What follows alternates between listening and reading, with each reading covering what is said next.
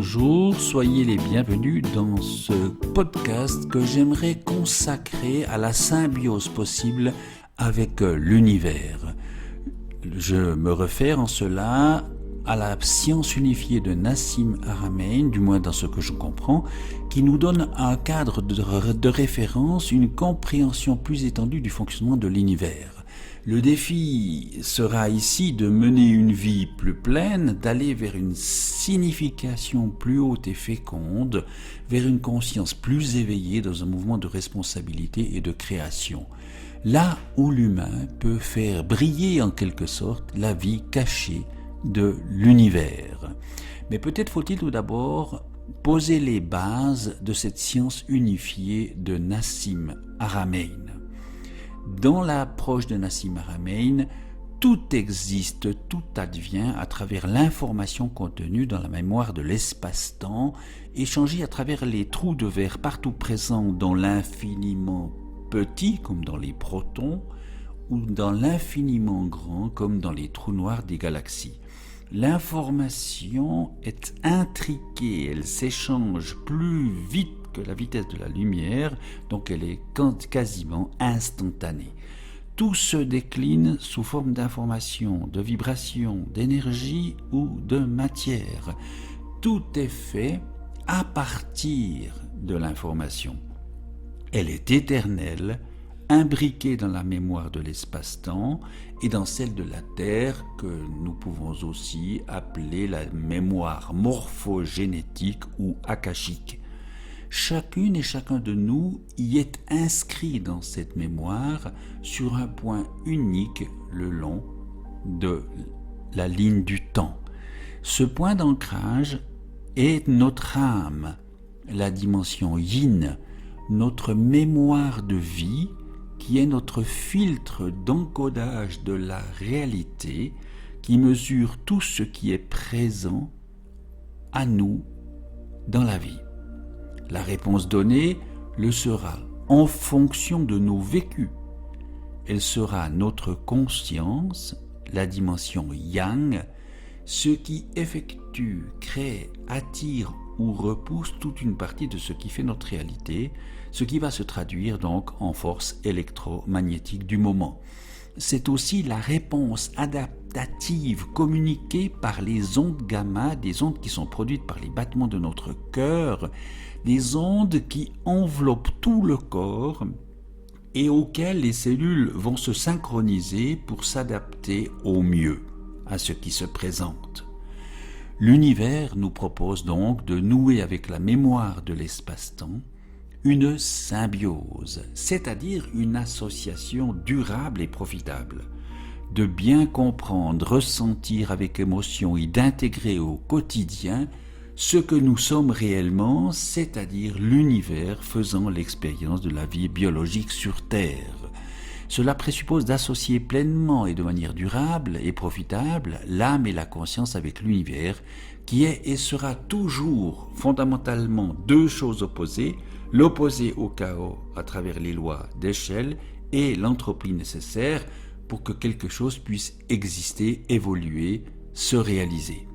Une présence en somme et une absence en même temps, une révélation et un mystère, un tout autre et un tout proche, l'éphémère du moment et l'éternel de l'information qui restera présente dans la mémoire de l'espace-temps, même après la mort de notre corps physique, bien sûr.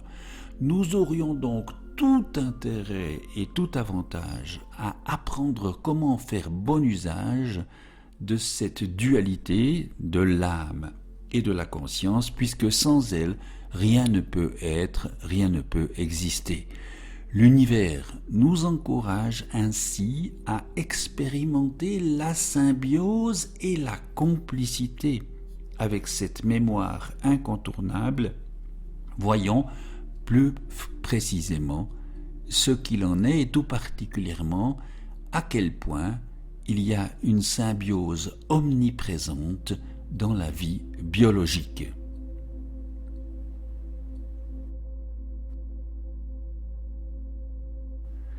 En réalité, cette symbiose est omniprésente dans le fonctionnement biologique de notre corps. Quand une rencontre se fait entre deux protéines, entre deux cellules, entre deux microbes, une collaboration prend forme et tout tend à s'entrelacer davantage. Et de là résonne la dynamique évolutive du vivant sans cesse en processus. Un paradigme où la symbiose, la compensation, la cohabitation et la co-construction entre des organismes d'espèces différentes semblent être des moteurs essentiels du vivant. Le corps humain abrite d'ailleurs une véritable colonie de bactéries. Les calculs réalisés pour un homme de 70 kg et mesurant 1,70 m donnent comme résultat environ 30 000 milliards de microbes. Phénoménal, auquel il faudrait ajouter 38 000 milliards de bactéries selon le journal Futura Science. Nous sommes donc composites et le résultat d'entrelacements de différents types d'organismes vivants travaillant en interdépendance et en collaboration. Nous aurions ainsi tout intérêt à nous en inspirer dans notre relation avec l'univers, car la symbiose comme association durable et profitable est, me semble-t-il, le but de notre parcours sur Terre. Elle contient une possibilité qui demande à être choisie pour émerger vraiment et atteindre son véritable potentiel. L'univers nous invite ainsi, en toute chose, à œuvrer non pas sans lui, contre lui, mais bien avec lui, en somme, à lui faire la place qui lui revient de droit. Mais il ne s'agit pas ici de nous anéantir, juste de l'inclure comme un partenaire particulier choisi délibérément pour aborder toute chose et toute situation. Cela nécessite de revoir les bases de notre condition humaine, de comprendre, de ressentir avec émotion et d'intégrer au quotidien que nous sommes l'univers faisant l'expérience de la vie biologique sur Terre. Cela suppose d'associer de manière durable et profitable l'âme et la conscience avec la mémoire de l'espace-temps. C'est là le défi majeur qui se pose à nous de réaliser la symbiose de l'âme et de la conscience.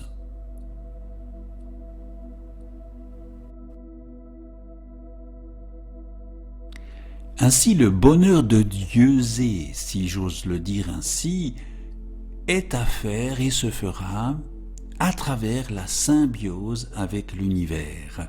C'est le yin, c'est-à-dire le but de la symbiose, et le yang, ce qui va nous en donner les moyens, se traduire par les conséquences de nos choix et de nos actes.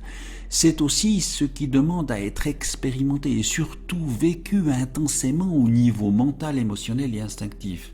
C'est ainsi que nous pourrons notamment recadrer nos peurs existentielles, celle d'être injustement traité, la peur de ne pas être aimable, la peur d'échouer, d'être banal, de ne pas en savoir assez, la peur d'être isolé, limité, d'être faible, la peur des conflits ou la peur de la mort et de la souffrance notamment. Le bonheur de Dieuser en symbiose avec l'univers nécessite un partenariat équitable, bâti sur des liens symétriques et complémentaires. Nous ne sommes pas tout et notre âme n'est pas rien.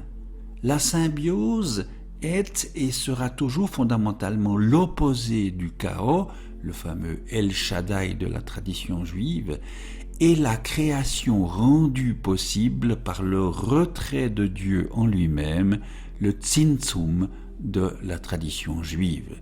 Mais elle est toutefois cette part immortelle de l'information, donc de la mémoire, et celle de nos expériences personnelles et collectives qui restera présente dans la mémoire de l'espace-temps, même après la mort de notre corps. C'est précisément dans cet entre-deux que se joue notre existence, là précisément que nous pouvons y puiser notre identité fondamentale, tout comme la confiance ou l'estime de soi. Notre sécurité ontologique, en somme, y sera présente. La symbiose ne nous demande pas de nous détacher de tout et de tous. Elle ne demande rien d'ailleurs. Elle nous propose, nous encourage à oser ce qui est tellement mieux, à oser ce qui est tellement plus délicieux dans le potentiel de la vie biologique. L'amour, l'humour, la bienveillance, la bientraitance, l'entraide, l'empathie, la compassion, la justice, la réciprocité, le don ou l'altruisme par exemple. Elle nous encourage à nous ressourcer en elle, en ce lieu intérieur océanique où les besoins et les peurs sont apaisés. Et comme la symbiose est fondamentalement l'information, la mémoire, elle sera l'indispensable et l'incontournable à qui nous pouvons demander, que nous pouvons solliciter, questionner, interpeller.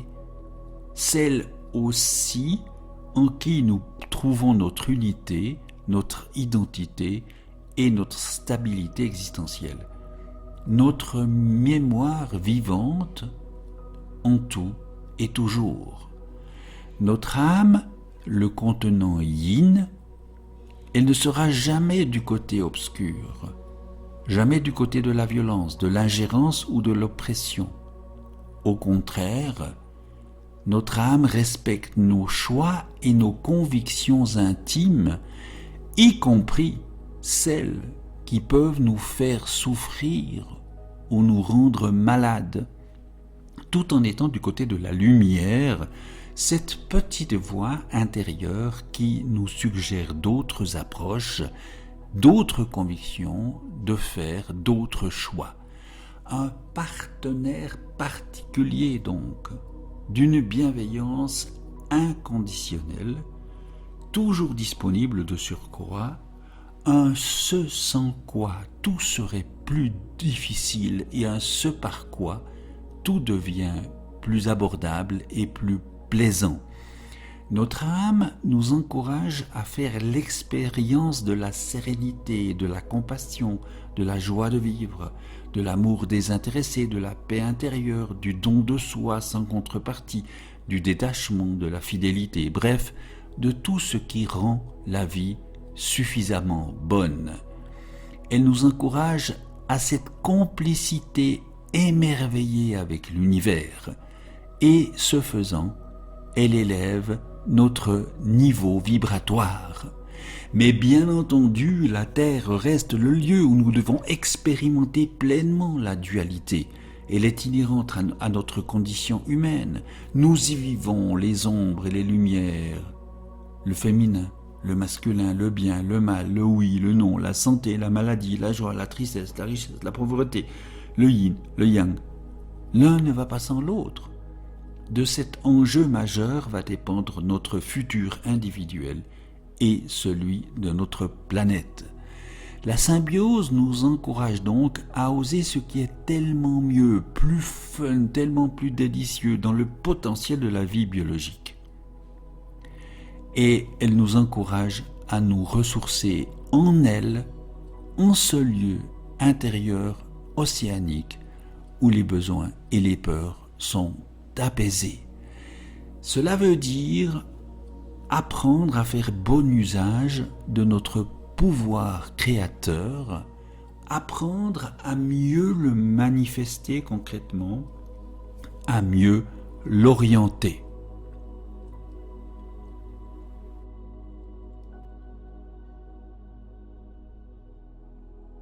Pour que la symbiose soit réellement une association durable et profitable avec l'univers, il est essentiel de bien comprendre comment aligner, associer l'âme et la conscience. Il faut tout d'abord apprendre à orienter notre pouvoir créateur, qui est bien sûr totalement lié à celui de l'univers sans lequel nous ne sommes rien. Nous sommes juste une toute petite parcelle de cette puissance de l'univers, une sorte de petite expression qui peut toutefois bénéficier plus largement en relais de précieux soutien, d'amplification en somme, sous forme de moments d'intuition, d'inspiration, de prémonition, de heureux hasard ou de synchronicité, sous forme de clairvoyance, de clairaudience, de sortie de corps, sous forme d'expérience de mort imminente par exemple.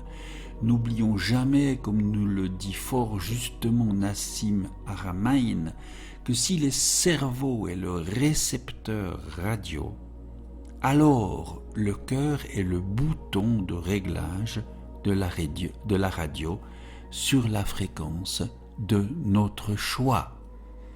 Tout va donc passer par le retentissement émotionnel que nous donnons à toute chose.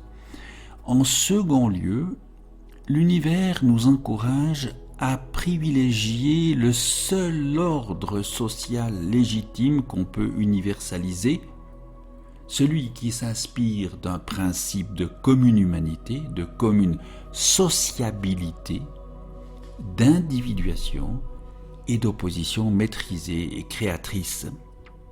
Le troisième niveau va se manifester dans notre aptitude à concrètement réaliser tout cela, à être le changement que nous souhaitons voir se réaliser pour soi-même et pour toutes et tous. Ce sont les trois aspects essentiels de la symbiose avec l'univers qui intègrent autrement, mais plus précisément à mon avis, la compassion et le détachement de la tradition bouddhiste, la fidélité à une alliance éthique du judaïsme, l'amour désintéressé de Jésus ou l'obéissance de l'islam. Enfin, la symbiose comme association durable et profitable avec l'univers réclame une orientation de nos états vibratoires. Cela veut dire d'abord sortir autant que possible des états affectifs déplaisants. Les frustrations, les peurs, les tristesses, les colères, les jalousies, les convoitises, les haines, les angoisses, les hontes, les culpabilités, les idées noires ou le pessimisme. Et privilégier, au contraire, les états émotionnels plaisants. Ce qui est beau est tellement mieux, présent ici et maintenant, présent dans nos souvenirs, dans le passé, dans ce qui est encore à venir, présent dans notre entourage, présent chez les autres aussi, bien entendu. Dans ce registre, Jésus nous invitait à donner et à recevoir d'une manière particulière, sans motif caché, sans arrière-pensée, sans chagrin ni contrainte et sans jugement, en nous rappelant que chacune et chacun fait ce qu'il peut en allant à son pas. Si les humains pouvaient s'ouvrir à la symbiose avec l'univers, s'y référer, l'écouter mieux et s'en inspirer, l'âme-conscience qui en découlerait serait ainsi unifiée et elle nous offrirait de nouvelles connaissances, des avancées technologiques, de quoi puiser l'énergie dans le champ du point zéro par exemple, contrôler la gravité, explorer les galaxies, nous soigner par des ondes appropriées, etc. De quoi donc évoluer dans la bonne direction sans régresser dans des voies de destruction comme nous le faisons actuellement. Il se pourrait alors que notre avenir soit radieux et spirituel. C'est ce que nous pouvons nous souhaiter de mieux en vérité.